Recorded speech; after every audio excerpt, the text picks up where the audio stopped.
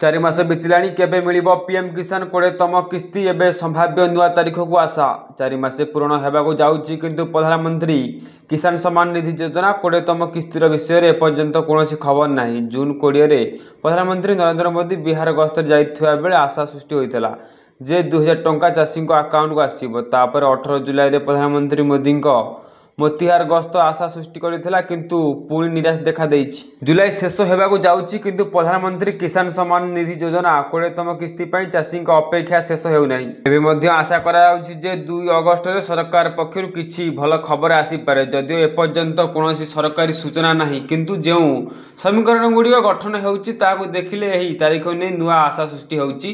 26 जुलाई सुधा चाषी अकाउंट को 2000 टंका किस्ती आसीबा कष्टकर कारण प्रधानमंत्री देश रहिबे नाही। पुणी प्रधानमंत्री नरेंद्र मोदी 23 रु 26 जुलाई पर्यंत ब्रिटेन एवं मालदीव गस्तर जाउछंती। प्रधानमंत्री 23 एवं 24 जुलाई 2 दिनिया यूक्रेन सरकारी गस्तर जिवे। से ब्रिटिश प्रधानमंत्री को निमंत्रण जाउछंती। एहा परे प्रधानमंत्री मोदी सेठारे मालदीव जिवे। प्रधानमंत्री 25 एवं 26 जुलाई रे मालदीव रे रहिबे। एपरिकी परिस्थिति रे ए समय मध्य प्रधानमंत्री किसान योजना टंका आसीबार संभावना कम रही।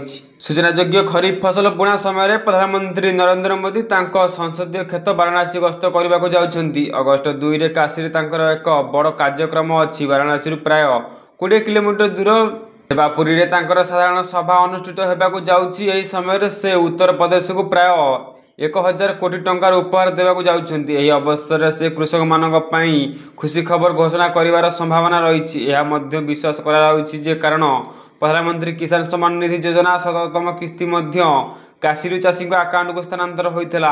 प्रधानमंत्री किसान सम्मान निधि योजना सर्वाधिक लाभ यूपी चाषी माने पाइछंती। उत्तर प्रदेश में 2.44 कोटी चाषी प्रधानमंत्री किसान योजना सहित जड़ित। यह सर्वाधिक महाराष्ट्र द्वितीय स्थान में अछि जोंठारे 93 लाख रु अधिक चाषी यह योजना लाभ पाइछंती। अगस्त 2 तारिख रे टंका आसीबार संभावना मध्य अधिक कारण 4 मास बीतलाणी एवं सरकार यहाकू आउ विलंबित करिवे नाही बोली चर्चा।